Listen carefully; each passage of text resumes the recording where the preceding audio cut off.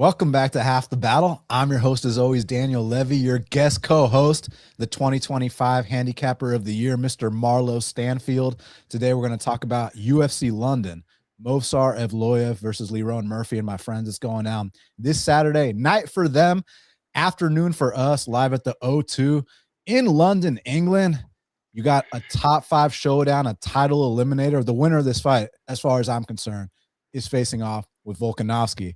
Marlo, welcome to Half the Battle for the very first time. Appreciate it, Dan, man. It's a long time coming. I've been watching you for years, so really happy to be on it. No, the pleasure's all mine. And let's not waste any time. Let's get right down to business, because in this main event, we got a featherweight showdown, a title eliminator.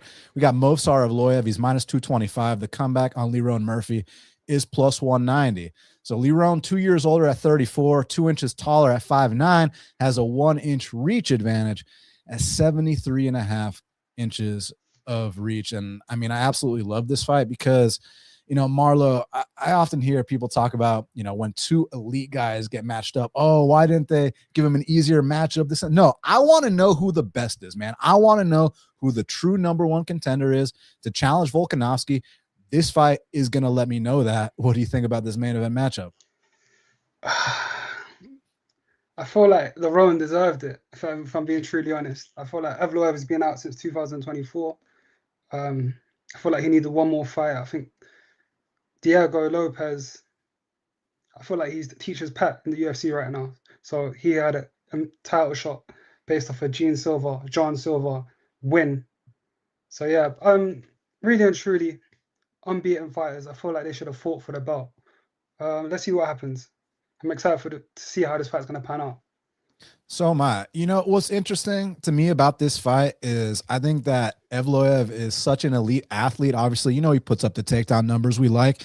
But this guy, Lerone Murphy, does not give up on himself. He's so gritty. He's so tough. He's resilient. I've seen him get dropped in fights, come back and win those fights. I've seen him get taken down, come back and win those fights. And I think he's going to get taken down here for sure. I think those first 2 rounds, Evloev is going to dominate. The thing about it is Evloev doesn't finish too many fights, and Murphy, super hard to put away. He's still going to be there. I think he starts to mount a little bit of a comeback. That 3rd and 4th round starts to get back in there. Then it's a 2-2 going in a round 5 situation. I kind of do lean Evloev just as a pure pick. I mean, I saw the ghost of Josh Emmett pick Murphy up over his head, Matt Hughes style. But Murphy's just a guy that's really tough to count out, because you know how we see a lot of fighters that will look great early and then they find a way to lose. This guy's the exact opposite of that. Lerone Murphy finds ways to win, Marlo. Exactly that. You hit the nail on the head. I feel like this guy is resilient as it comes, like as resilient as it gets. As you know, he's been shot in the face. Like, he's battled near-death experiences. A 25-minute fight should be straightforward for him. It's in London. I feel like it's in our favor. I don't want to talk like these Twitter guys and say we, but I feel like Lerone's got a good matchup here. He's got to capitalize on the mistakes. He's got to put his knee up down the middle if Movsar's going for sloppy takedowns. I know Movsar went to 5 rounds back in the day on the regional scene back in Russia or whatever it was, but I feel like over 25 minutes, I think Lerone basically damage trumps control, and I don't think Movsar's going to do enough damage over the 25 minutes. I feel like Lerone's going to win a 49-46 decision. Wow, 4-1. Yeah. See, that's a bold take. I like that a lot. You know, I'm joking. 48-47. Let me be kind. Hey, but listen, I like the points you're bringing up. You know, feint those shots up the middle. Try to get, you know, the guy who you know exactly what he's going to do. Try to make him think twice. And all that being said, I'm not really too worried about 5-round experience or not, because I don't really have a reason to believe that Evloev is going to fall off a cliff. However, his style requires a lot of energy. Like you saw in that 3rd round against Hakeem Dawodu, or even that 3rd round against Arnold Allen. Because he puts up 20 takedown attempts like every fight, he's going to have to take a round off in this fight, probably in that 3rd round. You take a round off against Murphy, let him start to come back into the fight like I think Evloev is going to let Murphy do. Things will get interesting. But if it's 2-2 going in that 5th round, I do think Evloev can get that final takedown. However, if you're holding a plus 200 ticket and it's 2-2 going in the 5th round, I think you've probably done your job, right? Without a doubt. But my counter argument to that is, Hakeem Dawodu was having striking success. And who's Hakeem Dawodu? He's not in the UFC anymore. I feel like if Lerone keeps his range management, I understand this guy's always getting taken down. Amir Khani was having success, but Amir Khani ended up getting slept. I don't think Evloev is going to get slept, but I feel like Evloev is a muscular guy. I think he's on the sauce, if I'm being truly honest. I feel like the lactic acid is going to build up. 3, 4, 5. I feel like Lerone's going to style on him. Yeah, we'll see how it goes. I think crowd factor is definitely a big factor in this. I feel like I've spoken to some guys who don't really believe it, but I've been in the O2 arena. I've seen how the crowd noise affects fights. Like, I don't want to compare him to Leon Edwards because I think he's a way better fighter than Leon Edwards. I think he's more resilient. If he's down on the cards, he's going to keep going. I know what Leon done to Kamaru Usman, but I feel like it's kind of different. I feel like he's going to capitalize on the mistakes that Movsar makes. Movsar doesn't have good striking. I keep seeing takes on Twitter that his striking is improving. He does not have good striking. I think Lerone will piece him up, but he has to come through adversity for rounds 1 and round 2. I think he's going to be down 2-0 and then win 3, 4, 5 in my eyes. Are you going to the fights by chance? Nah, man. I wish I was, but I kind of felt the love of going to events. I like watching it from the comfort of my own home, but my cousin has a boxing fight. Yeah, so I got to support my cousin. But yeah, I wish I could go see the fight because there's one fight I'm really excited for. We're going to talk about it later, but that should be the co-main event. But we'll talk about it in a bit. Yeah. Well, good luck to your cousin. And before we move on, would you favor or at least pick both these guys against the great Volkanovski? Yeah, I think they both beat Alex. To be honest with you, I think Alex is declining. Yeah. I feel like Diego Lopez. I think he's autistic. If I'm being truly honest, like he fought better in the first fight than he did in the second fight, and I feel like Alex didn't have to come through any adversity. But I think all 3 guys, John Silva, Lerone, Movsar, they all take it off Alex. It just depends who's going to fight him. Yes, sir. Well, let's move on. This is a hell of a main event. But next up in the co-main event, we got Luke Riley. He's 12-0, taking on Michael Aswell, who's 11-3. Currently, they got it Luke Riley minus 300. The comeback on Aswell's plus 250. Riley 26, Aswell 25. Riley an inch taller at 5'9". Both men have a 69-inch reach in this fight. So interesting co-main event.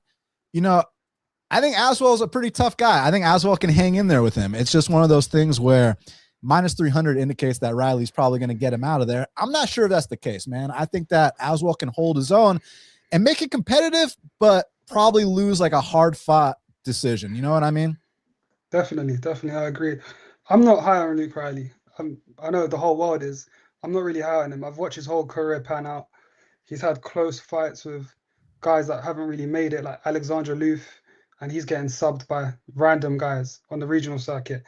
I feel like Michael Aswell, he's as tough as it gets. He fought Baraniewski, gave him a competitive fight. Yeah, I really don't see a Luke Riley finisher. I can see it going over 2.5 rounds, but I can just see Luke Riley winning on the cards, really and truly. In terms of how the fight's going to pan out, Luke Riley doesn't have the greatest defense, but he's going to have the eye-catching moments. Judges love that. So he's going to throw combinations against the cage, nice body work, and he's just going to probably win it on the cards, man, to truly be honest with you. As well, he fought Lucas Almeida, and Lucas Almeida was fighting with one arm. So I'm not really going to rate that win, really and truly. So, yeah, Luke Riley decision in my eyes. Yeah, but listen, I mean, Aswell's been in there with some tough guys, you know, even on his regional scene too. I mean, what'd you think about that Yadier Del Valle fight? I know we don't talk about that guy anymore, but no, for I don't want to hear his name anymore.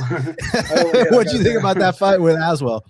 I thought Aswell won, but there's a bit huge but, because I remember watching a fight on Fury, and he was going life and death with a bum. Let me get the name up.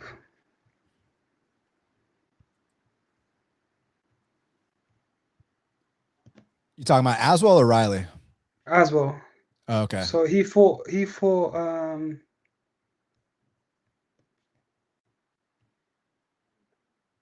Dorian Ramos. Oh, Dorian Ramos. Yeah. And that was a close fight. And Dorian Ramos, in my eyes, he's not good. Riley would have put him away. But then again, it's what you like really and truly, because Luke Riley's had close fights with, as I said, Alexander Loof, and um, guys that are beneath Aswell have beaten Alexander Loof. So yeah, really and truly, Luke Riley's coming out of next gen, Paddy's camp. He's getting better and better, but his time's coming. Don't worry about that. His time's coming. He's going to be this kind of priced favorite, and he's going to end up losing. I don't think he's going to go unbeaten in 2026. That's my hot take of the week. Let me ask you something. So, okay, he's minus 300 here. We both kind of think, maybe he's got the bigger moments. He's the more powerful guy here, but Aswell has more volume. We know where this fight is taking place. We know how the crowd's going to react to certain things. So if Riley comes out here and wins a close decision, do you still think he's going to be like minus 300 his next fight? Or do you think people are going to start saying that this guy may be a little bit overrated?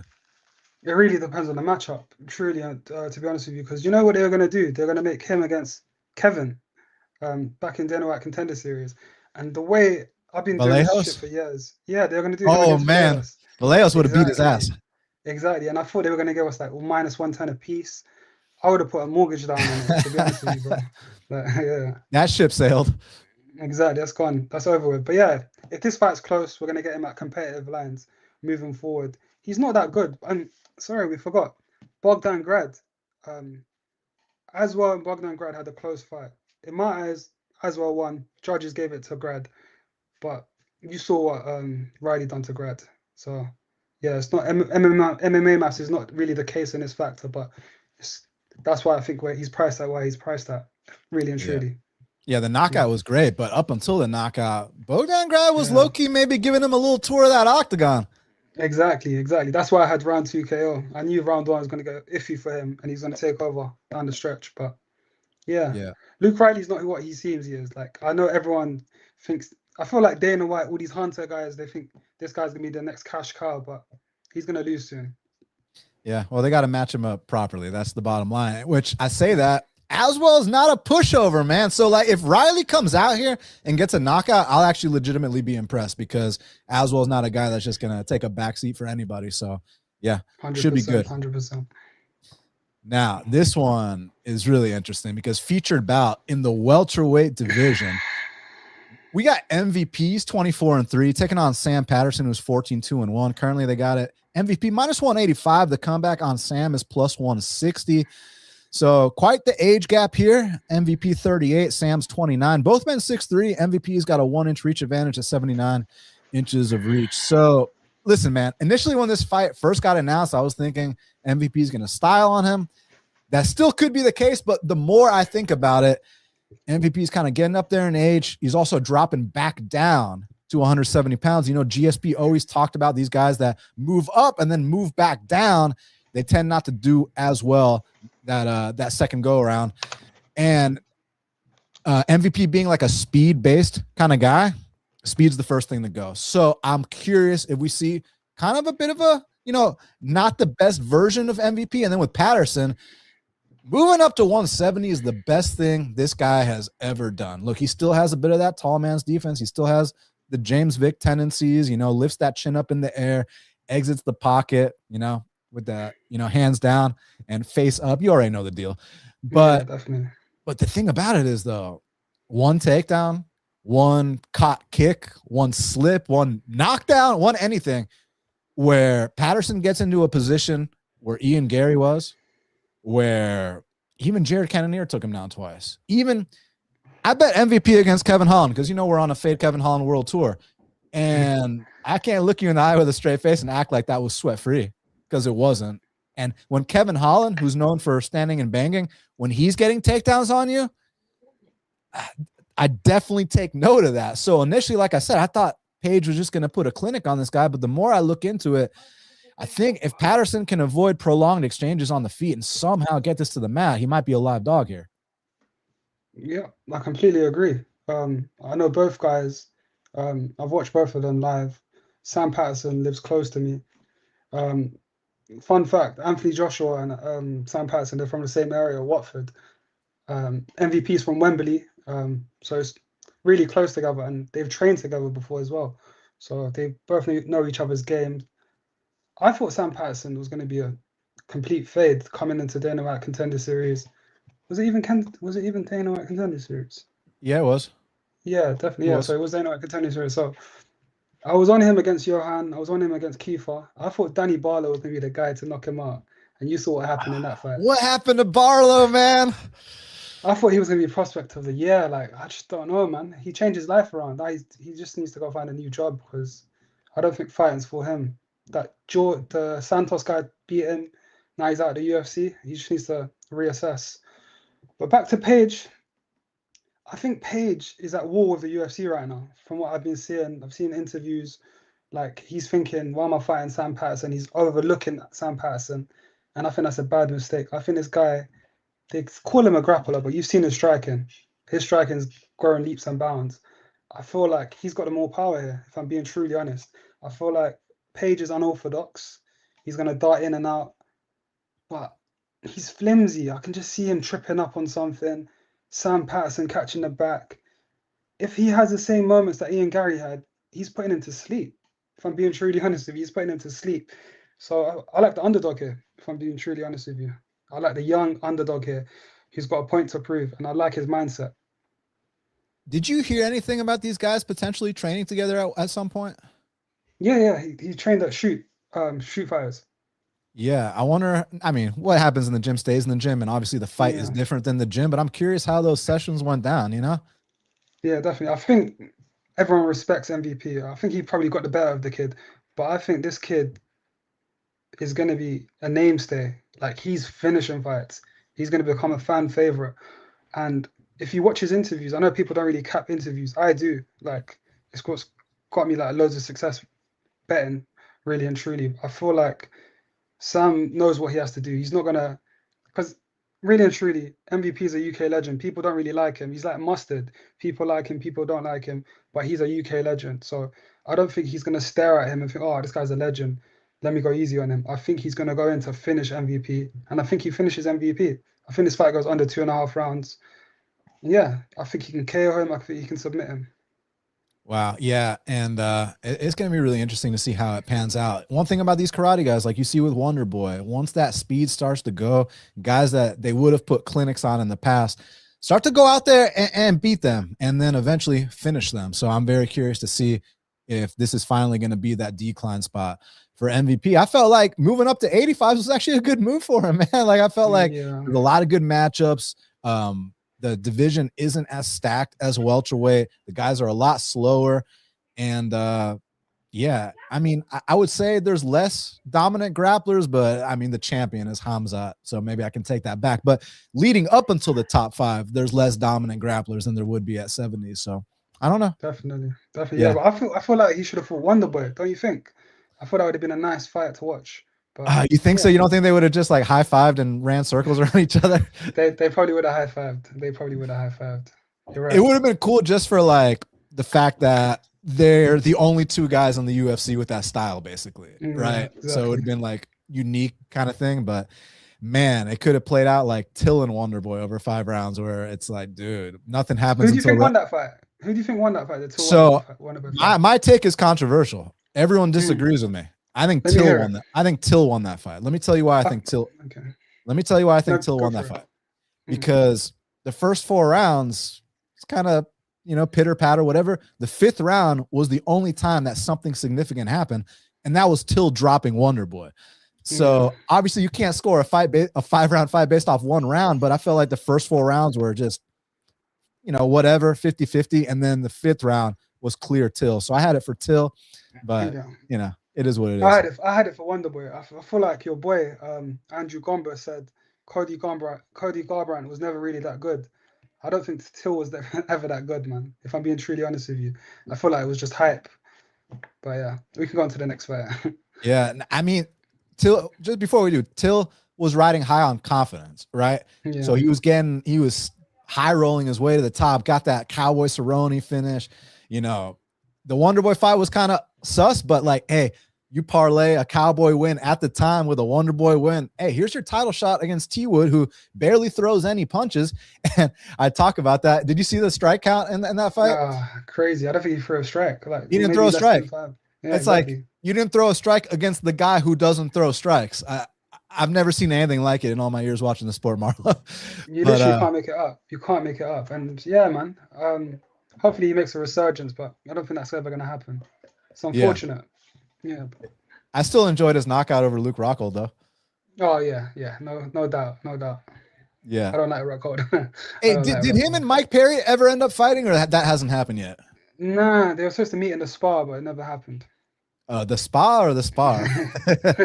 Yeah, Exactly. but check it out. Next up in the light heavyweight division, we got a matchup between Iwo Baraniewski, 7-0, taking on Austen Lane, who's 13-7, who's also dropping to 205.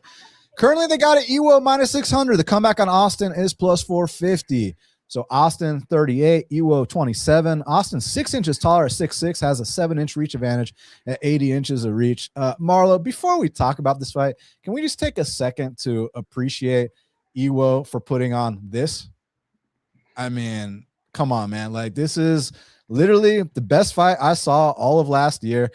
And when guys fight like this, I don't care if either of these guys go on to lose their next 10 fights. These two will be legends in my book forever for this one fight right here. You know what I mean? No doubt. You've been watching this sport more longer than I have. I just thought that brought us back to the golden age, man. It was just beautiful to watch. I had money on Ewa. I was on the edge of my seat. I started walking up and down like Conor McGregor when he's watching the TV, watching the Max fight. It was crazy. Yeah. Yeah, it was unbelievable. I still am kind of taking a wait and see approach on Iwo. I like him.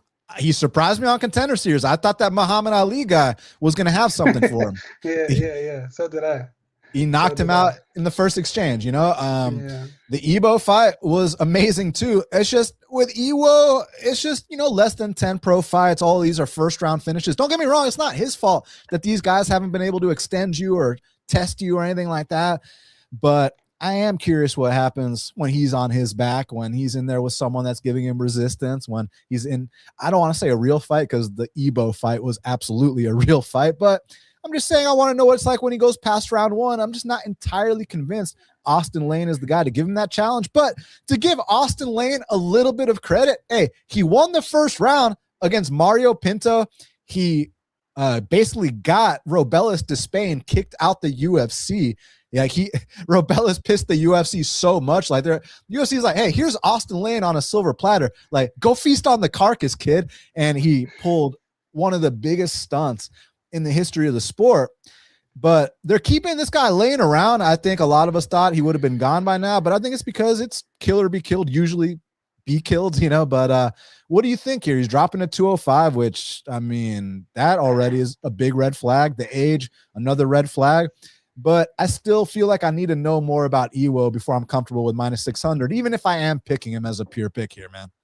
No, I completely agree, but I just feel like this fight's not even going to play out. Like, he's 38. You've seen the size of this guy. He needs to cut off his dreads. He needs to cut off a leg to make 205. I don't know how he's going to make the weight on Friday. Yeah. I don't think, yeah, I really don't know how he's going to make the weight on Friday. If the fight does pan out, I think this Iwo guy is going to sleep him in under 2.5 minutes. Like, sleep him. How did you feel about that first round against Mario Pinto? And there was another fight.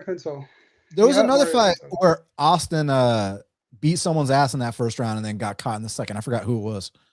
I think it was Denise. I don't think he had Denise. You can correct me. Oh no, he did. He did. It was Denise, right? Denise. Yeah, Denise. Yeah, it was Denise. It was Denise.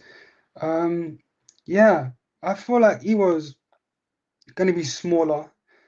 I think he's more faster. I think he's just going to catch him coming in. The Pinto fight, I think Pinto was just lazy, I would say. There's a guy called Stuart Austin. Fun fact, he beat Tom Aspinall. And he's a UK guy. Yeah. So he's gave him a bollocking, we call it over here in the UK. And he said, like, wake up. And then you saw what Pinto done to Austen Lane.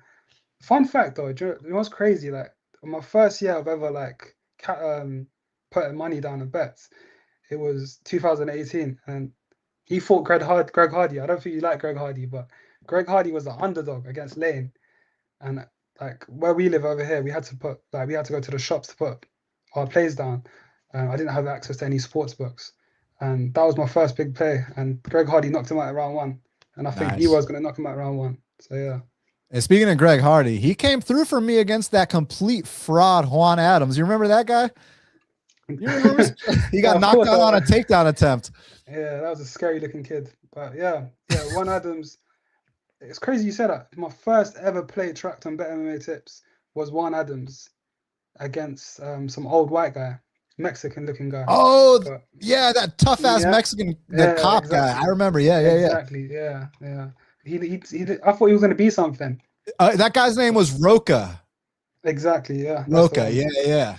Yeah, Crazy, but yeah, man. back to Ewo fight. I feel like this fight is gonna be fun. I feel like a lot of these fights on this card is going to go to decision. I feel like everyone's going to wake up when this fight comes on and then it's going to be done. Like, you need to stay in your seat because O2 people love to go get drinks, popcorn, all that kind of shit.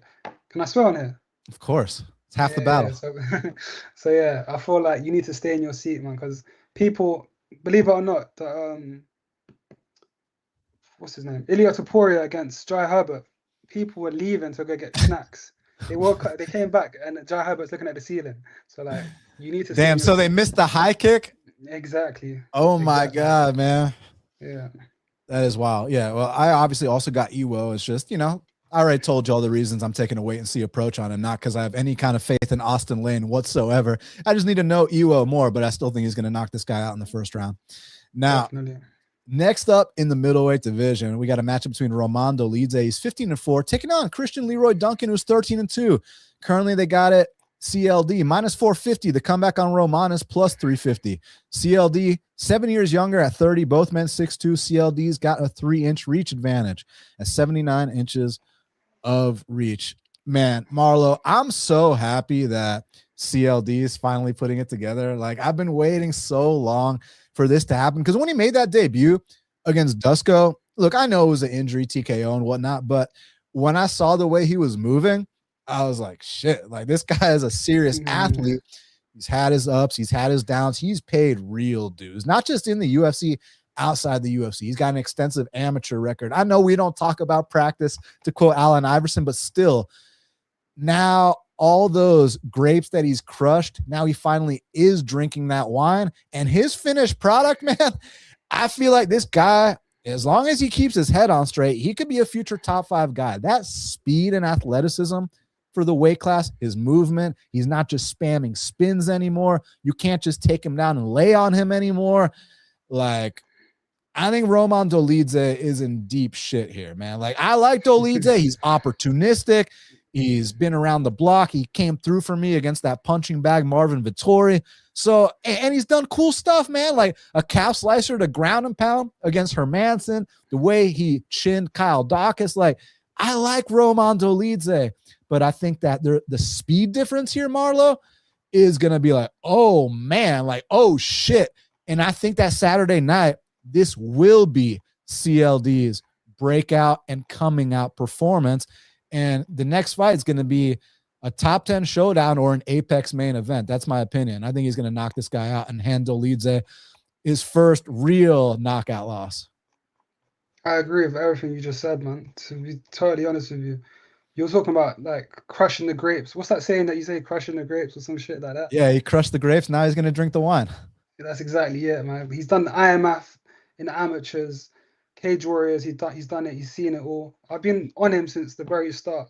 Happy to say that out loud, but I really think this guy's hit or miss. Like, I don't know what his like mindset is. Like the Armin Petrosian fight, I had a stupid amount of money on him, and he started breakdancing in there. Like, I don't know what he was doing. If they had the rerun, you know how that's gonna go.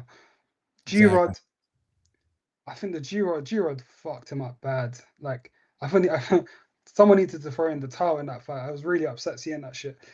If they do a rerun, he's smoking G-Rod. Like, the movement that he had against that Brazilian guy, Marco Tulio, and I was on Marco Tulio. Imagine that. I'm a big CLD truther, and I thought Marco Tulio was going to hug him. He's going to hold him against the cage. And you saw he styled on Marco Tulio. And I think he's going to style on Dolidze. The thing about Dolidze, he's good for a round, and then he starts gassing. And I feel like in 2-3, CLD is going to do some spinning shit, some ninja shit, and he's going to put him out cold.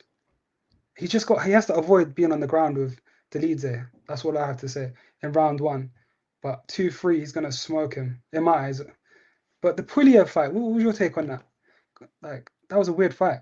It was, but I mean, you saw the same thing with Ateba. Poulier is one of these guys who he's super long, lanky, awkward, goofy, and he might not win every fight, but like he's just tough to look good against. That's kind of my opinion on Pulev. He's just awkward with that body type. He's like, isn't he like 6'6" or some shit like that? He's super tall and he moves a lot. Yeah, I mean, same thing happened with Ateba, and Ateba's 23. People are holding that against him. I'm not. I think that was just a learning lesson. And then with CLD, he had that fight, but then only man in UFC history to knock out Anders. I mean, I was in Atlanta when Khalil Roundtree dropped Anders like 100 times, and Anders would just get back up. There was no getting back up against CLD, you know? That was hard to watch, man. He kept dropping him. But yeah, I feel like he just needs to not be controlled. If he doesn't get controlled, he's gonna smoke him. And word on the street is JP buys us as a big ticket on CLD. So let's see how that goes. Yeah, JP is definitely living vicariously through CLD this weekend, my man. But justice for JP. But justice next up in the featherweight division, we got a matchup between Curtis Campbell. He's 8-0, taking on Danny Silva, who's 10-2. Currently, they got it Curtis -200. The comeback on Danny is +170. Curtis 23, Danny 29. Curtis has a 2-inch reach advantage at 72 inches of reach. And man, I'm so pumped for this because like Curtis is a really good prospect. And I like the fact, Marlo, that they're not giving him no Angel Pacheco for that debut or, you know, one of these guys where it's without a shadow of a doubt that he's going to dominate. This is a test. Danny Silva, I said it before. People are questioning my take on it. I think Danny Silva's an ultra talented guy, man. I think his boxing is slick. I think his wrestling's not half bad.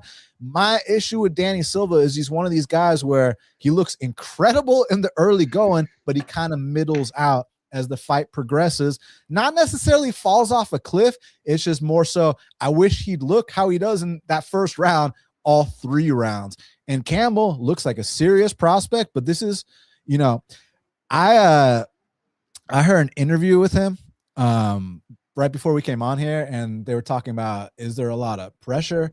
And he's like, this isn't pressure. This is privilege. Like, I love that attitude. I hear this guy talk. I'm like, okay, that's the mindset I like. But I want you to break this down because you've had a lot of success betting on Danny in the past. Plus, I know you're super familiar with Mr. Campbell. What do you think about this matchup? I feel like Danny is probably one of the most durable fighters. Do you know there's guys that we know that are durable? Like, let's say Marlon Vera. We've got Pedro Munoz. These are guys that you think that will never, ever get finished. And I stand by that. I think they're going to retire to never, ever get finished. Fire strikes.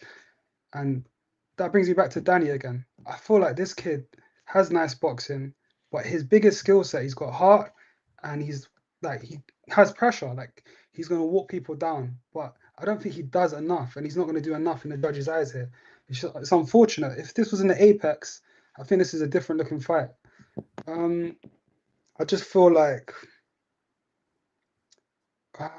if I'm being truly honest, Kurtis shouldn't be this much of a big favorite. Like, if I'm being truly honest with myself, like, we haven't seen how he does under adversity. We've seen how Danny done against Kevin. He stood all 15 with him. Like, a lot of people can't really say that. So it just brings me back to Curtis Campbell, man. I just feel like this guy can mix it up. I know this guy's got a lot of KOs. I don't see him KOing Danny Silva whatsoever, but I can see him mixing it up.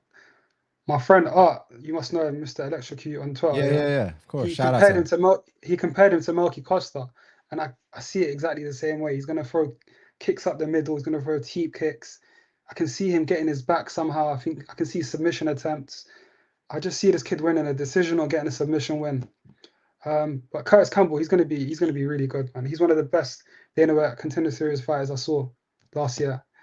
But yeah, he's untested at the highest level because people in Cage Warriors kept turning him down. So you can only fight who's in front of you, really and truly.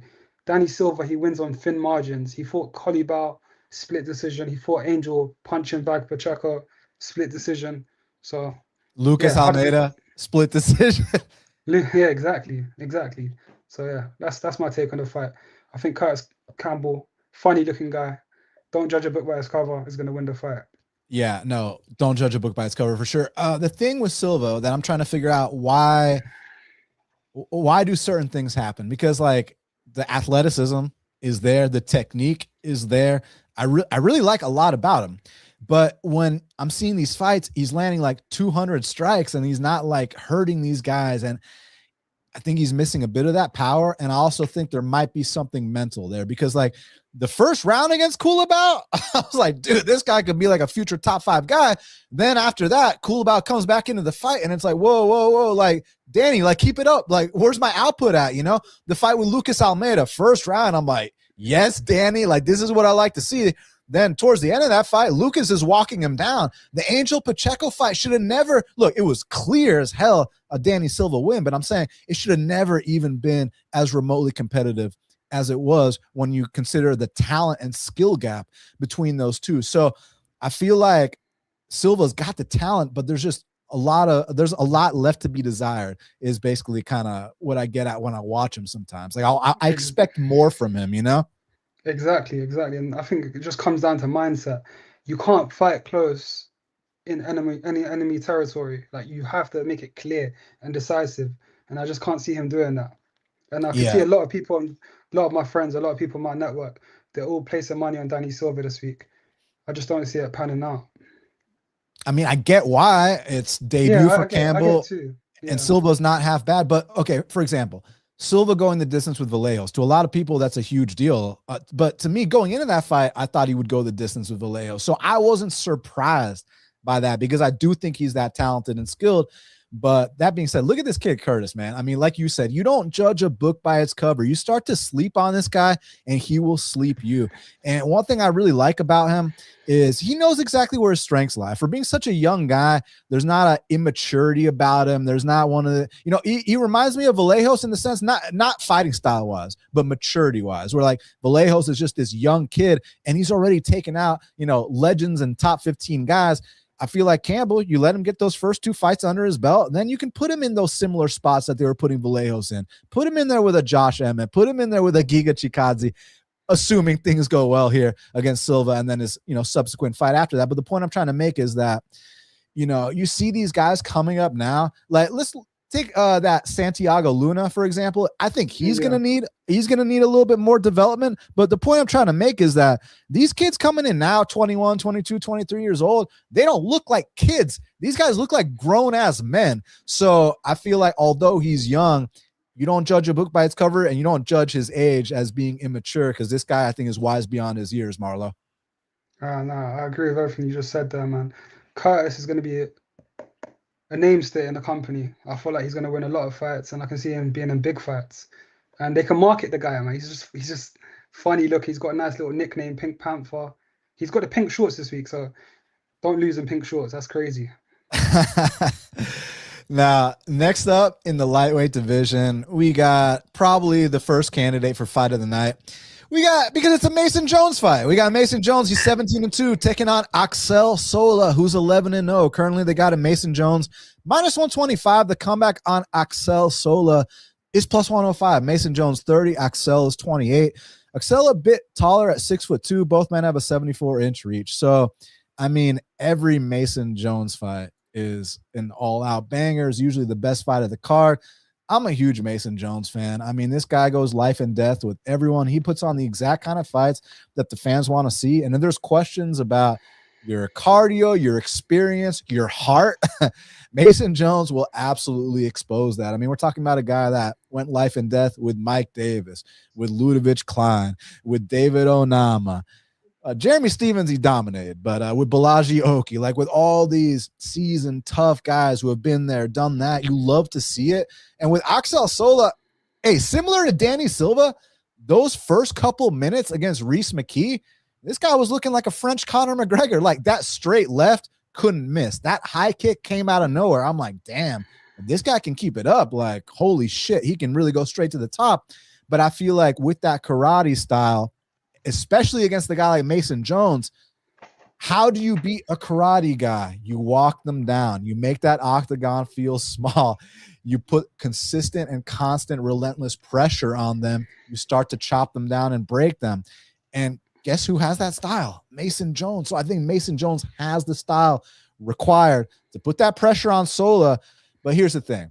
Because it's a Mason Jones fight, Marla, he's going to get hit super hard in the early go. And that's just the bottom line. So maybe this is the first time that Mason Jones hits the deck, because eventually it's going to happen. When you have that style where I'm going to take your best shot up front, and then if I'm still there, I'm going to get you out of there. I'm going to break you. It's like, damn, what do I got to hit this guy with? Like, he literally breaks guys. He takes their souls from them. So I think that could happen here, assuming he's not too badly compromised and damaged in the early going. So do you think Axel Sola can put some serious, to seriously compromise Mason Jones in that first round to where Jones can't mount that comeback in the second and third? I think Sola's going to win outright, straight off the bat. Yeah. You said he dominated Jeremy Stephens. I don't think he did, man. I feel like this version of Jeremy Stephens, you should be submitting him. You should be putting him away. I feel like he was winning, and then he thought, oh, let me grapple in round 3. Let me just ride it to a decision. I feel like you put Jeremy Stephens away. Like, I keep relaying it. Jeremy Stephens is how old? 40 probably? 38. Yeah, 38, 39. And you saw how Mason Jones' face looked at the end of the fight. I feel like Axel Sola... Wait a second. Don't you think he looks like Andrew Tate? Or am I bugging? Like a white French Andrew Tate? Yeah, it's crazy. That's hilarious. He looks like Andrew Tate. But that's neither here nor there, man. I feel like he fought Reece McKee at 170. He kind of looked like he was bought in. I don't know if he was injured. I don't know what it was. He just needed he was a lot. I don't know if he was a last minute replacement. I don't know what he was, but he needed to wait for that fight and just show out. I feel like that was an early stoppage. I was actually on Reece McKee in that fight, but I was impressed with Axel Sola's body work. He's a big body, and if you remember clearly, I don't think Mason Jones does well against big bodies. Man, Mike Davis was a huge guy. Axel Sola is going to be the bigger man here. I think he's going to have nice inside work. I hope that he keeps the fight upright, because if Mason Jones does get him down, he's good at breaking guys. But I feel like he's going to get going. Axel Sola is going to get going, win the first 2 rounds, and probably lose the last. Just survive losing the last. But I think this guy's going to piece up Mason Jones. I think he's going to elbow him. I can see Mason Jones. I feel like this guy's taken way too much damage, and he's never been finished, has he? Not to my knowledge. No, he's never been finished, but I don't see a finish, but I can see him accumulating so much damage. And then what he's going to do is he's going to try and grapple in the 3rd round. He likes to play to the crowd, so he's going to strike, and he's going to lose the striking battle, and then he's going to try and grapple, and then it's going to be too late. But that's just how I see it panning out. I feel like if you got Axel Sola at plus 120, that's a great play. But yeah, that's what I think. Yeah, no, this is exciting because this is the first time I think on this card so far we're on opposite sides. But I think that your points are completely valid. Here's the only kind of pushback I'll give. Look, I agree with you. Win, lose, or draw, Axel Sola is going to light up Mason Jones in that first round. You got me there. But the reason why I don't think it's going to be like the Mike Davis fight is because Mike Davis was throwing like 200, 300 strikes. Karate guys simply don't do that. I think that it's more sniper type shots, straight lefts, high kicks, stuff like that. But eventually with these karate guys, you got to get them on that back foot. Whereas the difference with Mike Davis is he can box for real. We know that karate guys, yeah, they might have one good punch like that straight left, which this guy has, but I don't see him having a bunch of different combinations. But I will give you this. That body shot he hit on Reece McKee was absolutely devastating. That was disgusting. But I really do think that if Mason can eat these shots and not be too compromised, stay in this guy's face, start to back him up, then you're going to start to see Axel Sola start to huff and puff a bit. The shots aren't going to have the same kind of sting. That's where I can see Mason Jones take over this fight.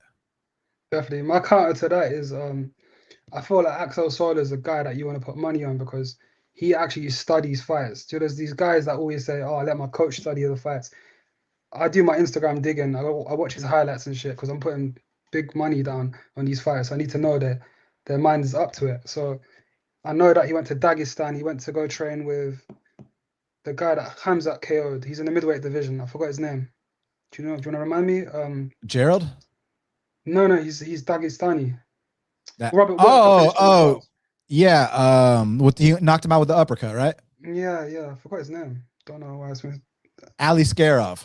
Aliskerov, exactly. So he's trained with them guys. I'm just nervous about if Mason Jones gets him down and just does crazy work in 2-3. But if this fight stays upright, I feel like this guy's gonna have better striking than Mason Jones. As I told you, Mason Jones, his whole game is breaking down guys. If this guy has a heart, he's gonna survive and he's gonna win the decision. But let's see how it goes. I just feel dog or pass. No, I feel you on that. I feel you on that. Regardless of what happens here, I think that Axel Sola is probably one of the most talented French prospects I've ever seen. So if it's first L time, I think he's going to come back better.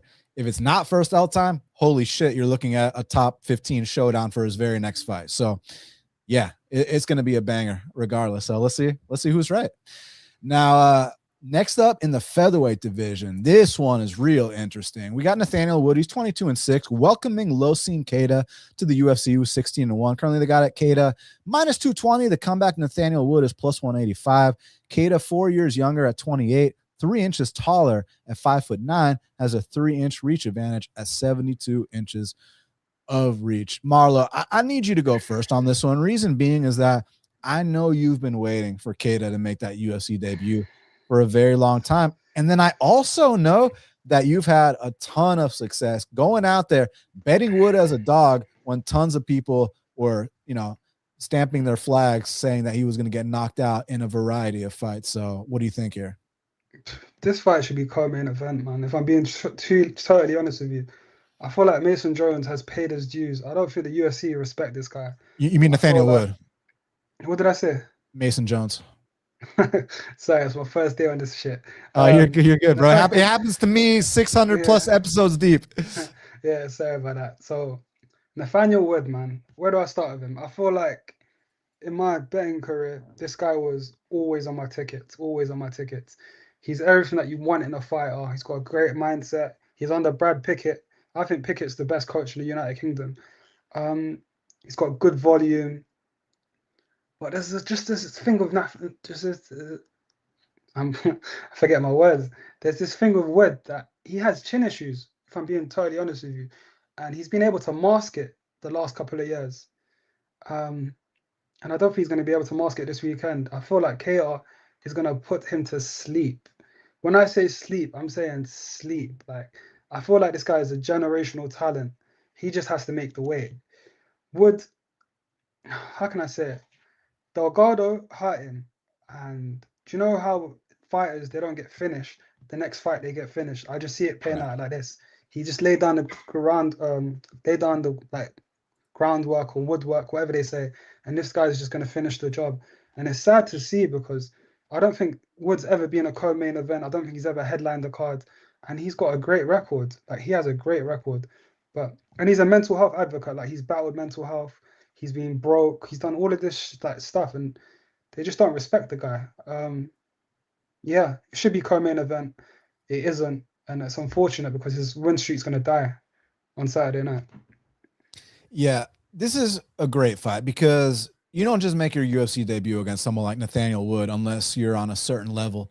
And the thing about Nathaniel Wood is when you count this guy out, like people did against Morgan Charrier, like people did against Charles Jourdain, like people did against Jose Delgado. I mean, this guy gave Charles Jourdain and Morgan Charrier tours of the octagon. This guy handed Jose Delgado his first ever octagon defeat. And like you said, he's paid dues. I remember when his nickname, no pun intended, his nickname was the Prospect, but I remember when he was the Prospect and I bet him against John Dodson, and the way he's come back since then. And, even that fight he had in Cage Warriors where he almost died, then he kills the guy. And that's the best fight in Cage Warriors history. Yeah, best fight in Cage Warriors history. Yeah. Off the top of your head, do you remember that opponent's name? Because I want to get it right next time I bring up that fight. I forgot, if I'm being totally honest with you. But okay, I feel better than my UK brother forgot because it's been a while since that fight. But yeah, look it up. I'm gonna keep talking about this. Josh Reed, yeah, dude. Yeah. Y'all gotta check out that Nathaniel Wood Josh Reed fight. Crazy. Shit was crazy, man. But yeah. So what's interesting here, and real quick, before a little side tangent. Because we brought up Jose Delgado, tell me, I have a proposal, fight to make. Daniel Shelby here. What do you think about Jose Delgado getting the Dan Ige test next. I think that's the fight to make. That's a great fight. That's a great fight. It's a great test. How long do you think Ige is going to be out for? He started crying. I thought that guy was never ever going to get finished. So I'm wrong sometimes as well. So yeah. How long do you think he'll be out for? Dan Um, Shelby. you know, I would say 6 months, but I don't think that's going to be the case. I think that he's one of these guys where probably thinks it was an early stoppage. Hey, let me get back in there, get back in the win column, like kind of put that behind me. He seems to me like one of those guys. He's got Hawaiian roots. He's one of the toughest guys in the division. He probably wants to come back in 3-4 months. Yeah, no, that's a great fight. I'd love to see it play out. But going into that fight against Feely, I rated Delgado higher, but now I'm just kind of. I know he had crazy output in 2-3. I know he had to do what he had to do, but you got to finish Feely at this stage in his life. What Yeah, do you think? Because I know you're high on Delgado. I think you're 100% right that he should have done certain things, but I also think that when you're fighting, like Ernie Juarez and stuff, and then hey, here's Nathaniel Wood and Andre Feely back to back, like these guys have had, Andre Feely has been in the UFC damn near 15 years. So even though I agree with you, I thought Delgado was going to starch him early. Andre Feely's so much more experience and so much more seasoned. And hopefully that's kind of, more dues paying that Delgado needs to take things to that next level. I'm not giving up on him yet. I agree with you. I wanted a first round. I bet the under. I was pissed. Yeah, But I still think that, less than 5 UFC fights, and you go from fighting complete nobodies to Nathaniel Wood and Andre Feely back to back, I'll give him a pass. If it happens again, and it keeps happening, and I don't see improvements, okay, then we'll have the talk. Pepe definitely. says they should do Delgado versus Brito. Interesting. That'd be interesting. That's even better fight. That's even better fight. I can't lie. Joe So Anderson Brito is a killer. So I'd like to see I that play out. think that's a better fight in terms of like competitiveness, in terms of it's tougher to call. But I think the Ige fight's better for me in terms of like I know who I got in that fight, and Yeah. I would confidently take Delgado over Ige, whereas Brito is tough out, bro. Yeah, And Brito can't put him out. I don't think Ige can put out Delgado, but I feel like Joe Anderson, he's got freakish power. So yeah. yeah, I mean, you remember what Brito did to Feely? You remember what Brito did to Chepe? Whoa, he Do you know did how much I Chepe bad. I don't want to talk about that Feely fight. Oh That yeah, started yeah, eating yeah. noodles. That was Yeah, let's bad, not man. talk about that. Yeah. But look, as far as this is concerned, I think that Wood is going to have more output than Keita. There's going to be calf kicks. There's going to be nice combinations, maybe a trip takedown or two. But the thing about Keita, he's patient. And when it's his turn to land those devastating shots, whether it's a hook, an uppercut, an overhand, a knee, a high kick, this guy is dynamic. He's experienced. He's seasoned outside the UFC. He's not coming in here with less than 10 pro fights. He's a champion in 2 different weight classes, by the way, outside the UFC. I think he's got all the credentials he needs. Also, I don't like the fact that he missed weight in that debut, but I like the fact that he already knows what a UFC fight week is like, right? He knows where everything's at. He knows the staff. Like, so it's not his first UFC fight week where like you're the new kid on the block. You're no longer the new kid on the block in the sense that everybody already knows you now. You've been around, you know what a UFC fight week is like. So from that perspective, I hope that he doesn't have that typical UFC debut where he kind of drops the ball. And I agree with you. I think he can come out here. Wood gets dropped every single fight. Keita's not a guy you want to get dropped against, period, point blank. I'm going to go Keita. No, sorry, carry on. Oh, you're good. I'm going to go Keita to knock him out. Yeah, exactly. When we go back to one fight that people completely forget about, John Dodson. John Dodson put away Wood, and I know it was at 135. I know they were a smaller weight class, but Wood isn't a 145er. People like tend to forget that. I feel like should be at 135. He's having success at 145, but it's unfortunate because K is gonna just bring him down to reality that he shouldn't be a 145er. He's winning his fights. He's going to decision. He's doing what he has to do, but it's just all he needs is one shot, one kill, and it's gonna happen. In my eyes, it's gonna happen. I love Wood. Wood has built my bankroll over the years, but he's gonna get put out, man. And it's gonna be highlight real shit, and then they're gonna push this guy because if you remember, they tried to put him against Patricio, they're gonna push this guy like all the way to the main events, co-main events. He's gonna be a mainstay, but he just needs to make weight, and people are gonna know what his name is on Saturday. He's What already round? big on Belgium. I'd say it's round 2. Round He's two. gonna play round 2 KO in my So eyes. plus 500 for round 2, Yeah, and that's good. That's a nice price. by KO plus 150. But plus 500 for round 2. But let me see what wins by KO in round 2 is. Wins by KO in round 2 plus 625. So I'd I rather think you'll just take. get a better line. You'll get a better line on like market wide books. But I like round 2 KO, even round 3 KO.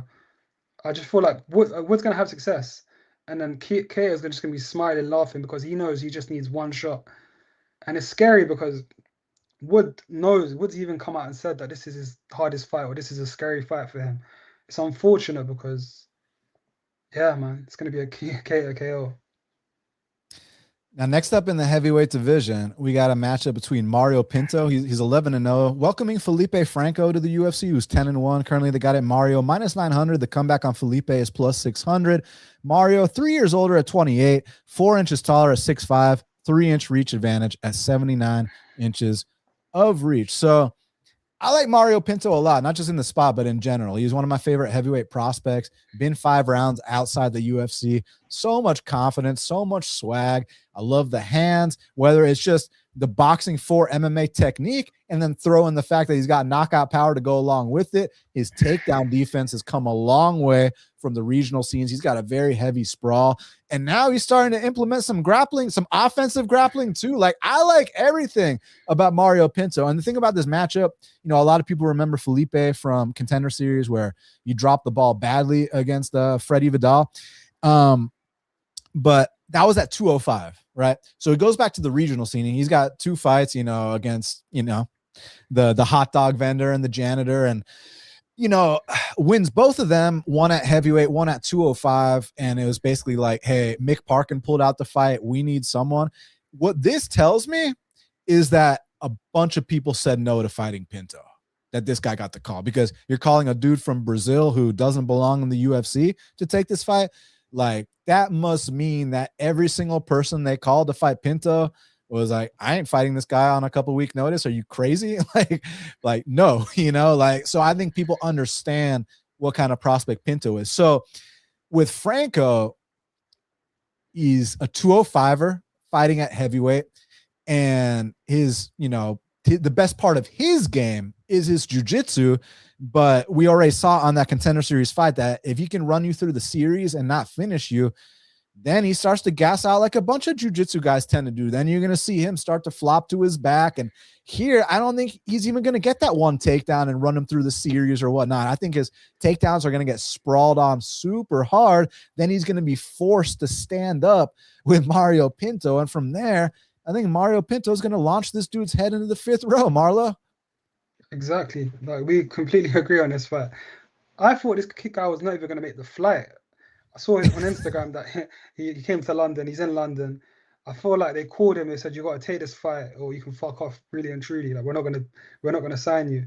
And this guy had to do what he had to do. It's unfortunate because he's what you call a sacrificial lamb. It really depends on what round Mario wants to take him out in. I think it's going to be in round 1. But as you've seen, this guy's a bit too patient for my liking, Mario. I hope he does it in round 1. But I feel like if you're a betting man, you take round 2. But if you just look at Felipe's fight record, yeah, his last 2 wins were against 40-plus-year-olds. Like, he doesn't deserve to be back here, but as you said, the division turned him down. You can only fight who's in front of you. I feel like Mario, let me just backtrack on that. I feel like Mario, if he wants to be a big name, he's going to finish this guy in round 1, and he's going to call for a top 15 guy. My hot take is he should get the Hoke Hit or Blades winner. Just push him all the way. I'm with that 100%. And I agree with round 1 too, because, okay, unlike say the Austen Lane fight where, listen, I know Austen Lane loses like every fight, but Austen Lane will throw heat in that first round. Whereas I'm not convinced Pinto feels any kind of threat by Franco whatsoever. Not to mention, if Franco is shooting those takedowns early, getting sprawled on, he's going to fatigue quick in round 1. So it's not going to be a thing where Pinto has to weather some storm and then get him out of there. It's going to be like This guy's going to try to get takedowns. They're not going to happen. Then he's going to start to flop to his back. Pinto's going to tell him to get back up. He's going to be forced to stand, and he might be able to run away a little bit, but I don't know. There's only so much running he can do. He's going to walk into something. Left hook, uppercut. Hey, how about a knee up the middle? I like that. What about a submission in round one? You might just try and, you know how they're giving out belts for no reason nowadays. You're a grappling man. You're a submission guy. He might submit him in round one, just make him look stupid. A standard rear naked choke. Like, who's to say he can't do that against a smaller guy? Okay. Let me see what that number is looking like. I'm curious. Okay, so Pinto inside minus 450. Pinto by decision plus 475. Pinto by KO plus minus 175. But Pinto by submission plus 350. So that's not that great, is it? No, I thought it was going to be a little bit more than that. Yeah. Let's see what Pinto round one is. It's going to be trash. I already know. Pinto round one plus 125. I thought it'd be like minus 115. So at least there's a little dog money there. But yeah, I don't know about that. Franco round one. If Pinto thinks this is some joke, which it is, but if somehow Pinto falls on a banana peel, Franco round one plus 1600. Not going to hit. That's a donation, my friends. Donation. Yeah. It's like your tweets that you put up. If you put this guy to win and you put $100, you win $0. So, yeah. Yeah. So let's see. Let me pull up what the odds were so I could say what I would say. Oh yeah. Franco to win in round one is plus 1600. That means if you risk $100 on him, you will lose $100 on him. Exactly. You know what I mean? Yeah. Now, next up in the middleweight division, we got a matchup between Antonio Trocoli. He's 12-6. Welcoming Mantas Kondratavicius to the UFC, who's 8-1. Currently, they got it Mantas minus 700. The comeback on Antonio's plus 525. Mantas 26, Antonio 35. Antonio 3 inches taller at 6'5", has a 4.5-inch reach advantage at 80 inches of reach. So to me, hey, shout out Antonio Trocoli. You're still in the UFC. I don't know how, but you're still in the UFC. Hey, shout out to Antonio Trocoli. You're a pro poker player. You're dating Mackenzie Dern. You don't need this shit. You got plenty of stuff going on outside the cage that, dude, you're the man. Why'd you even do this stuff? And I want to let you go first, but before you do, let's enjoy a little something from this newcomer. I mean, this kid, Mantas, one of these guys transitioning from kickboxing to MMA. He's got a lot of swag, a lot of confidence. And look at this straight right he's about to land on this guy, dude. Like, look at it. Like, oh my God, that's like a gunshot went off, man. And I like the fact that he's not undefeated. He doesn't have that false arrogance of the undefeated fighter, you know. But look at the shots he lands, man. It's not just the punches, it's not just the flying knees, it's the way he's mixing everything up. And here he gets choked out, but that's what happens to every kickboxer when they transition to MMA. Ask Alex Poatan Pereira about that. It happened to him too on his regional scene. But now that Mantas got that behind him, and you know, he doesn't think he's God's gift to fighting anymore. Hey, look at the speed changes there, man. Like going slow upstairs, then ripping to the body, kind of Diaz brother style. I think this guy brings a lot to the table. Obviously, you know, build him up slow. He's had less than 10 pro fights, but guess what, Marlo? Antonio Trocoli in his debut is building him up slow, and I think he knocks him out in the first round. Maybe chokes him out. I agree, man. I agree. I don't really love the price. It's understandable why it is what it is, but Trocoli does have a path here, if we're being honest. Sub 1, or he's gonna get his bags and just walk to the casino. But I really and truly think Mantas is gonna finish him in round 1, but he's gonna go through a bit of danger. I don't think Antonio's made the flight to London just to fall over. He's going to be live to win in round 1. If he doesn't win in round 1, he's going to get finished in round 1. But I feel like the price is wide, but Mantas is going to be a special talent. I feel like he's going to be something big. Let's just say that. Trocoli's been subbed by your guy, Gore. He's been subbed by my guy, Movsar Evloev. I just feel like, yeah, he just doesn't want it, really and truly. You watch fighters and you watch them how they act in the cage. He just seems disinterested. He doesn't want to be there. Shara extended him, but people know how I feel about Shara. I think he's shit. Mantas is going to finish him in round 1. Yeah, price suggests that as well.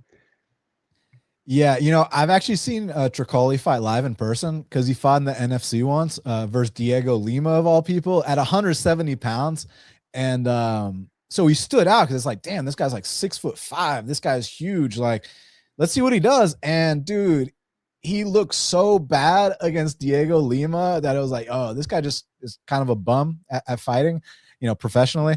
So when he got that Contender Series call, I thought that Jack Hermansson's training partner, Berg or whatever, was gonna run through him, and then Trocoli came in on like every, he was harvesting the garden of life fruits and vegetables for that fight. Period. Point blank. Crazy. Got that submission, but guess when that was, my man? That was 2019, right? So he got suspended for a long time, right? Comes back and I mean, just has looked atrocious. His body looks completely different. And, the best part of Trocoli's game is his jiu-jitsu. But when you actually compare his jiu-jitsu to UFC caliber guys, I mean, this guy's been submitted his last 2 fights in a row by Trey, who, no disrespect to Trey, but, Trey, if he loses his next fight, he's out the UFC. Mansour, I'm a big fan of Mansour, but like Mansour did the exact same thing Trey did to him in back-to-back fights. It's like, I just don't think that Trocoli is showing up for anything more than a nice little stack. You know what I'm saying? Go spend that at the poker tables. Maybe do something funny like you said in that tweet. Bet the opponent to win in round 1 by sub or by KO, and go collect, man. Go home to Mackenzie Dern. Go to those poker tables. Bro. Didn't she dump him? I think they got back together, right? Oh shit, that's crazy. Yeah, that is crazy. But so this guy's winning. If we go back to Mansour, and you've been doing this a lot of years. Like, what's your take on fighters doing weird shit in fights? Like, he had the KO and he went for the submission, and you know how priced, like a KO is priced, and you know how a submission's priced, and you know how people's family members tell them you need to win by this. And like, what's your take on it? Like, give me your take on Mansour specifically subbing Trocoli. Yeah, it was just a weird fight. Like, he had the KO and he went for the submission, and the submission must have been plus 1,000, plus 1,100. It just seems like he bet on submission, if I'm being totally honest. But that's conspiracy theorists. Like Trocoli bet on submission. No, I'm saying Mansour bet on submission. Hey, if Mansour bet on sub, and then he went out there and subbed the guy, that's pretty badass. Yeah. But if Trocoli bet on himself to lose by sub, then that's not so cool. No, it's not cool. It's not cool at all. That's what's the little guy's name? The guy with the braids. The guy who I thought was going to be a champ. Yadia submitted him. Sorry, who submitted who? Yadia submitted him. The little guy, the guy who beat the guy who's basically suspended from the UFC. Sorry, submitted who? Yadia Davil submitted him. Oh, Dulgarian, exactly. Isaac Dulgarian. He probably bet on himself to lose my submission. He smashed the under. He smashed the Delvi money line. Like, we haven't heard from him since. And something funny, he actually follows me on Twitter. I unfollowed him immediately after that, but then he put his thing on private, so now I can't see if he's tweeting anything. Apparently, someone allegedly hacked Isaac Dulgarian's Twitter the night that Delvi fought Levitt and like tweeted out some gibberish from it. I don't know if you saw that, but I did see that. Just the fact that a tweet came out of Dulgarian's account the same night that Delvi fought was pretty hilarious to me. But hey, has anyone heard from Mr. Dulgarian? Because I sure as hell haven't. I saw an interview. His coach cut him off. He said, "You're not allowed in the gym." He ruined his life over, like, let's say 20, 30K. And he could have been a big name. Like, you've seen how Levitt had success against Yadir. There's no way this guy's going to win in court. They have him dead to Tourette's. Like, you can tell that this guy lost the fight on purpose. But yeah.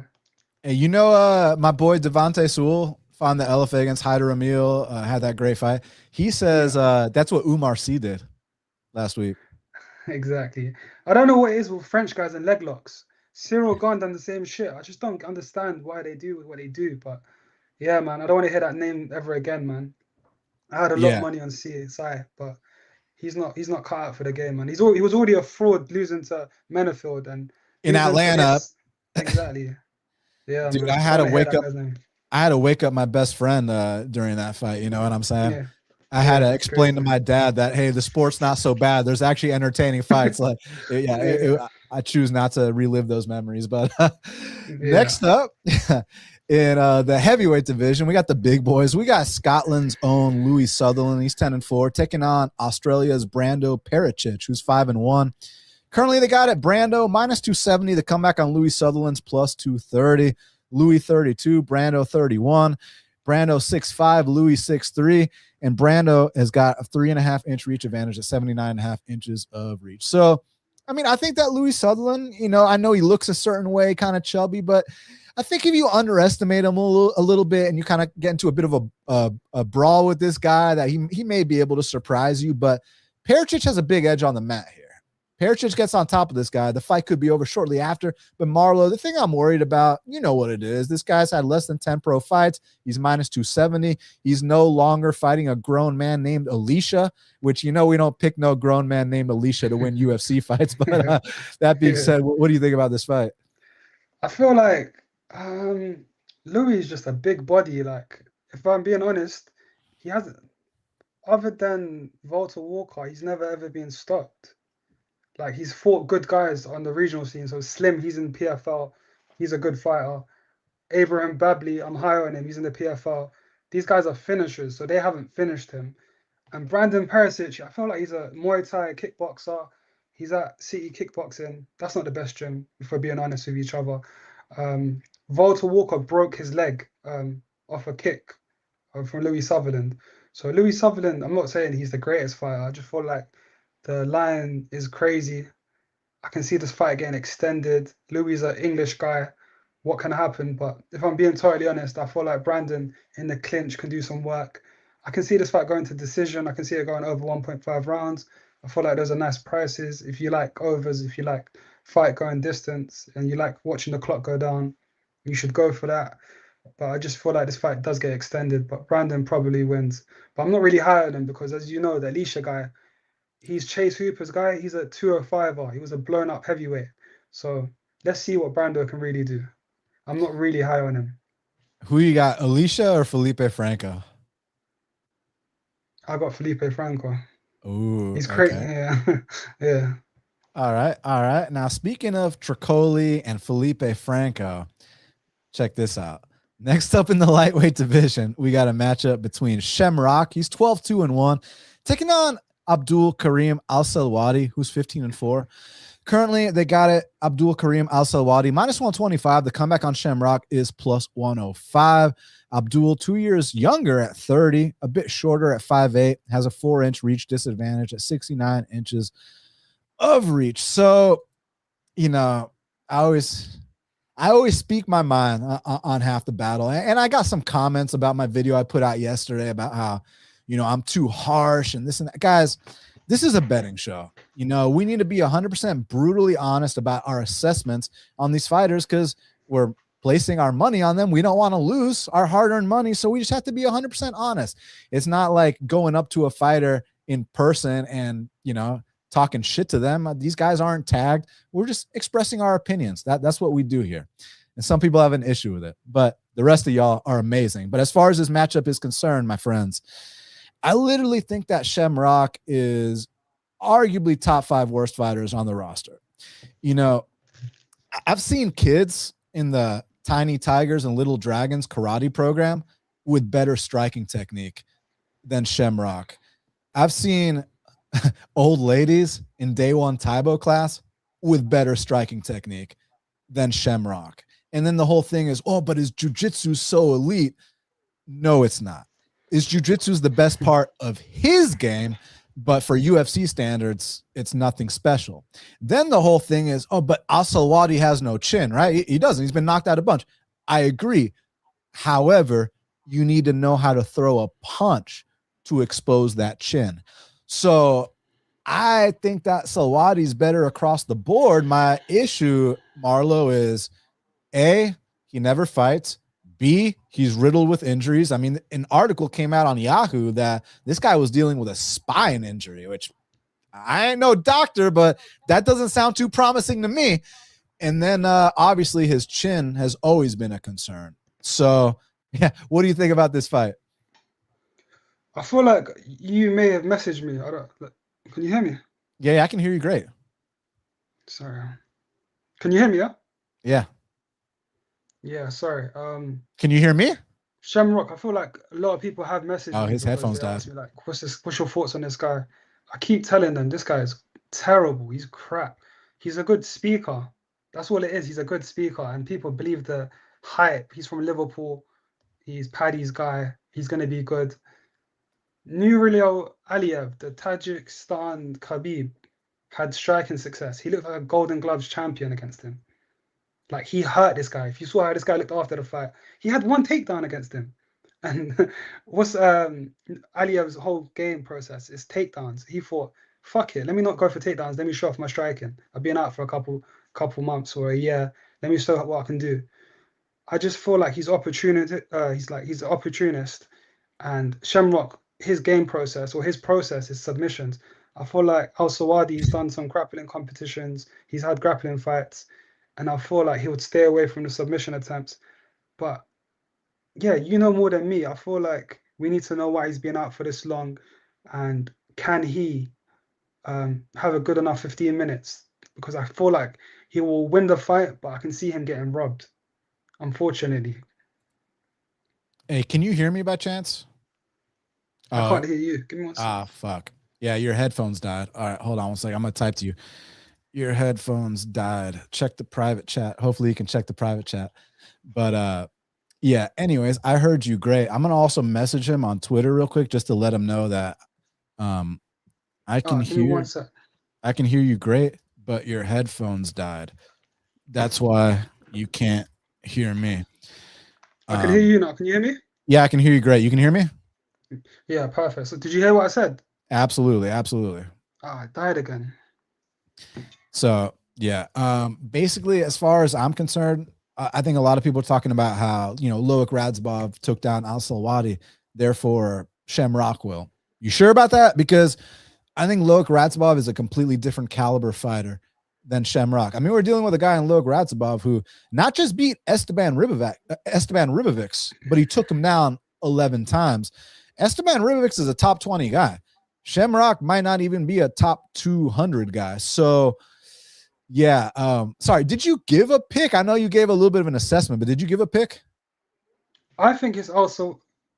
Oh shit! Can you hear me? Yeah. You're good. Yeah, I think it's also Aldi, but I just have a weird feeling about the fight, man.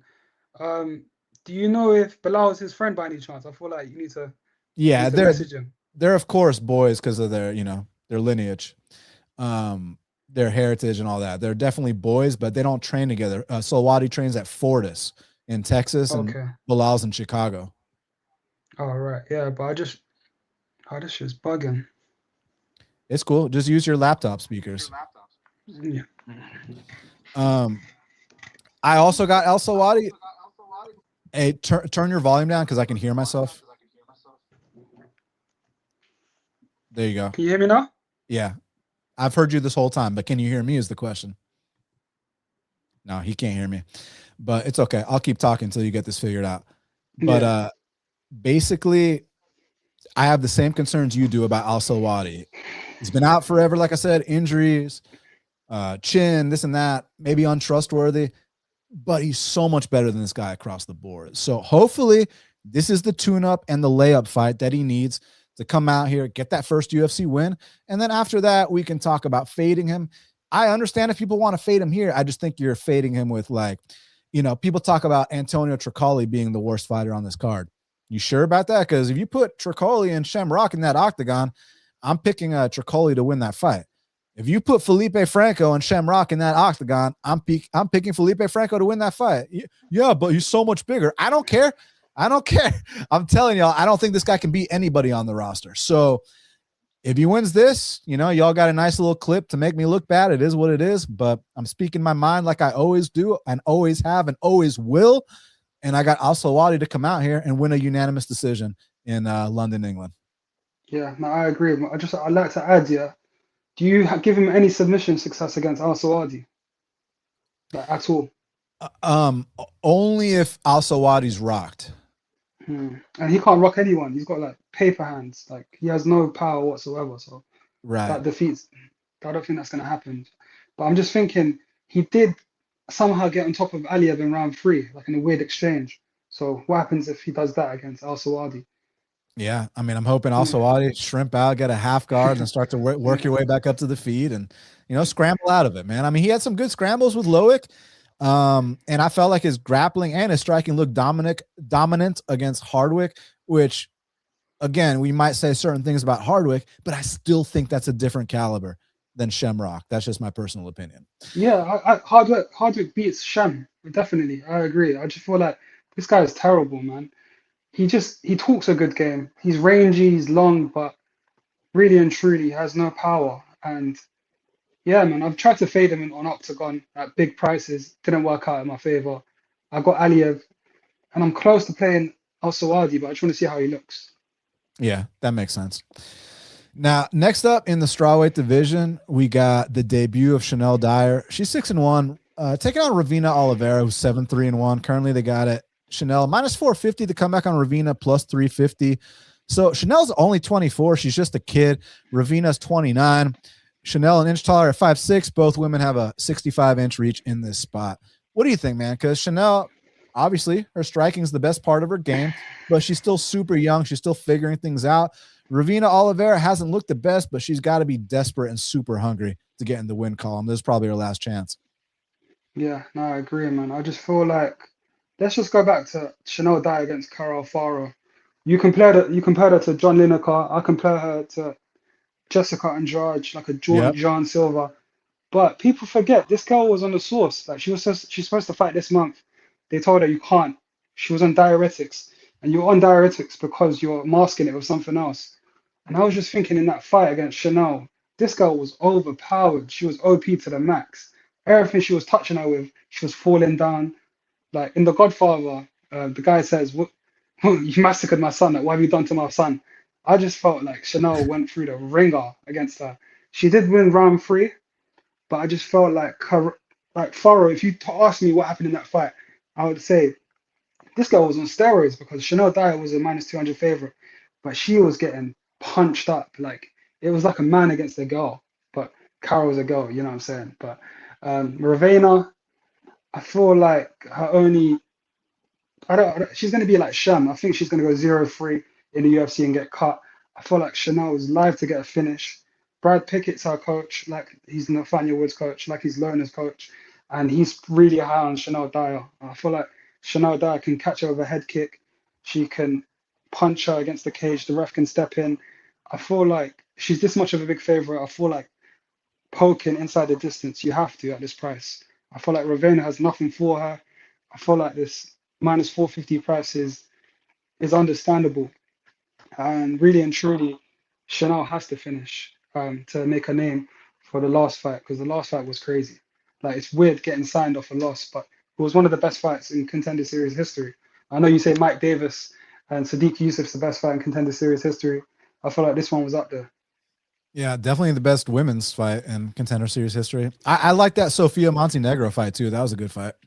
Definitely. Yeah, no, obviously the striking prowess is there. It's just about the maturity catching up, but this is a good opponent to get your feet wet inside that octagon. We're going to have to take notes about how she responds to shots and stuff. But again, Carl Foro legitimately cracks. Like you said, Jessica Andrade, I said John Lineker. Like that's not hyperbole. Like she cracks. She's on every Brazilian supplement in the book. I mean, she just pissed hot in a post USADA era. Do you understand what I'm saying? So that's all I gotta say regarding that. I'm gonna go Chanel Dyer. You're saying finish? It's straw weight, so I don't know, but that'd be cool to see. That'd be cool to see. So I'm hoping you're right about that. My gut says unanimous decision, but I'd love to see a finish. So I hope you're right. Yeah, definitely. Now, last but not least, kicking off the card in the bantamweight division, we got Melissa Mullen. She's 7-2, taking on Luana Carolina, who is 11-5 currently. They got it Luana Carolina minus 115 and Melissa Mullins minus 105. So pick them with a slight lean on Carolina. Melissa, 2 years older at 34, both women 5'7". Luana has a 1-inch reach advantage at 69 inches of reach. So Listen, Luana's paid a lot more dues inside the octagon, been in there with way tougher competition, beat better level competition. I mean, she beat Lupe Godinez, by the way. And the issues Luana's had is that she's not the most athletic fighter in the world. Obviously, her takedown defense has given her fits in the past, but I think that she's tightening up certain things about her game. She's getting back up to her feet better. And one thing you told me that is so true, Luana's good at weaseling these decisions. You know what I mean? Whereas Mullins, from time to time, she will look kind of dominant when she's on top of these girls, but then also from time to time, she'll have these kind of head scratcher moments where she's getting finished in this weight class where you don't often see things like that. So I think she's kind of one of these, when she's the hammer, she's real good, but when she's the nail, not so much. That experience gap for Luana Carolina leans me over to her side, but it's women's MMA. The British fighter, might have some pull with the crowd. I'm going to go Carolina, but let's see what happens. What do you think? Yeah, this is a weird fight, man. It's a really, really weird fight. Like, in the Apex, I favor Luana. In London, it could be anyone's fight. I feel like Luana, I told you earlier in the week when we were messaging each other, I feel like she's the weasel of the week. She somehow just wins these decisions. Like, back in the day, people had no clue that she would have beaten, what's her name? She beat Lupe. Like, we think Lupe's a great fighter. In 2021, she lost the decision. Obviously, it's a smaller girl against Lupita, who's huge. I feel like both these girls have weight issues. I feel like it's grappler against striker, but Lupita, Luana, she's a brown belt now. How do you rate that in terms of, like, overall? Like, do you rate that highly, being a brown belt? Because I'm not really clued up in that, if I'm being entirely honest. Luana is a brown belt? Yeah, I checked Instagram. I mean, she earned it, but it's more so like it's going to be tough when you're not that athletic, when your wrestling's not on point. And, I guess from her perspective, she's probably not going to get submitted like she used to back in the day. Remember that Lipsky knee bar and whatnot. So she's going to be tougher to submit and stuff like that. But I think that it's going to be, you're not going to really see her submitting too many people unless they're white belts, Definitely. So that brings me back to Melissa. Like, I just feel like she's terrible, man. If we're being honest, like, she finished the girl in 2022 and then lost a decision against her last June. So, like, how do you finish the girl in round one and then lose a decision to her? It just doesn't make no sense, man. I feel like if you put Luana Carolina against Nora Connolly, it's going to go the distance. I don't think Luana's going to win, but she's not going to get finished by body and head kicks, really and truly. I feel like she's going to have the better volume. But this girl's flimsy. Luana seems clumsy. Like, she might slip off a kick. Melissa might get top time. It's just an ugly fight overall. Like, me being me, I'm a high volume batter. I like to put money on every single fight. I don't want to touch this. I feel like Luana Carolina can win a decision, but she's 0-2 in the O2 Arena. I've watched both her fights in the O2 Arena. She took a round off Calderwood, and then you know what she done against Molly McCann. But yeah. Hey, is she the one that gave Molly that moment where she ran around with the belt? That's the moment that killed UFC history. I need that Thanos clip to delete that moment. But yeah, like the Matrix, like thing. Yeah, exactly. Yeah. It hasn't been the same since. That was the moment. Hey, now we got to talk about the fight to watch and the fighter to watch. I'll go first, so you get a second to think about what your fight to watch is. But for me, y'all know damn well what my fight to watch is, and it's Mason Jones versus Axel Sola. Every Mason Jones fight is the fight to watch. Win, lose, or draw. This guy puts on the exact kind of fights that the fans want to see, and he's going up against an ultra-talented prospect in Axel Sola, who could be one of the best French fighters we've ever seen. Depends how this career is going to pan out, but this matchup's going to let us know a lot, and for that reason, it's my fight to watch. What's your fight to watch? I'd say my fight to watch is Michael Page against Sam Patterson, man. There's history there. I feel like it's the passing of the guard. I feel like people are sleeping on Sam Patterson. If you got the +2XX on the money line, like last week or the week before, that's a great play. I feel like Michael Page is on his way out, man. He's very old. I know a thing or two of how his camp went. I'll let you know after. But I feel like Sam Patterson's the side, man. Fighter to watch is CLD, man. I know people say black guys are athletic, but he's the most athletic UFC fighter in the organization. Like, would you argue with me on that one, or what's your take? Sorry, he's the what? Say it again. Most athletic, like he's like unorthodox. Like Oh, this guy, he yeah. could be a basketball. He could play in the NBA tomorrow. Like Freak athlete. free athlete, exactly. And I feel like he's gonna put out Dolidze by strikes. I thought it was gonna be a decision because Dolidze is very tough, but the guy gasses. I feel like he's gonna do spin and shit, and I feel like he's gonna have to put him out, because I feel like Dolidze is tough, but I feel like COD is gonna be his coming out party. Yep. I agree with that. And for me, my fighter to watch is the Pink Panther. I mean, this guy absolutely stood out on that Contender Series fight, on his regional footage. And now he's got that big opportunity. And, you know, for being such a young kid, you hear him talk. He's wise beyond his years. He also has a pretty mature physique, kind of like we were talking about with like Kevin Vallejos and even like Santiago Luna. These kids coming up now, I don't know what they're feeding them, but they already have grown man bodies, and mix that in with the skills that he brings to the table. And then I also love the fact that they're giving him a serious test in this debut. Danny Silva's no slouch. Danny Silva comes to fight. Danny Silva is experienced. So for that reason, Kurtis Campbell is my fighter to watch. Well, Marlo, we did it, man. I'm so glad you were able to join me right here, right now on Half the Battle. The fans can follow you. Let me double check what your thing is at AA Online 94 on Twitter. This man was the 2025 handicapper of the year on Half the Battle. And you're one of the only people, maybe the only person that like, I'll literally reach out to you and ask you your opinion on fights. Not that I don't respect other people's opinions or value them or anything. And I love talking fights. If people want to talk fights with me, by all means, but like I usually just worry about what I think. But I love reaching out to you to get your opinion because you're not going to bullshit me. We don't care if we're on opposite sides. We're going to speak our mind, speak our truth, and you always fly straight with me. So, and not to mention, you're a great dude. So, man, it's an honor to have you on the show, and let's do it again sooner than later. Yeah, let me say a couple of things before I get out of here. But like Dan, I've been watching you for years, man. I started capping on Bet MMA Tips 9 years ago. I was watching you before that. So that's how long I've been watching you. I was watching you when you used to have the fight poster as a YouTube video. Like you didn't even show your face on there. So like to see how you grow in leaps and bounds is crazy. I respect what you do. I'm always giving you a kudos, but like I'm gonna do it face to face with you. Like you're the man. I appreciate what you do. Thank you so much. That means a lot, especially coming from you. And you know the feeling's mutual. So definitely. Respect, man. And to the fans, thank you all so much for all your support. Do me a huge favor, smash the like button, hit the subscribe button. Once we hit 15K subscribers, one of y'all's winning a UFC 322 poster signed by the entire card. Once we hit 25K subscribers, one of y'all's getting a free signed UFC glove from UFC Hall of Famer Michael Bisping. And once we hit 50K subscribers, I'm taking one of y'all out to a Brazilian steak dinner in Atlanta, Georgia on me. So hook me up and I'll hook y'all up. Shout out to the GOAT Meticulous. Shout out to Marlo. Shout out to the fans. And until the next time, let's cash these bets.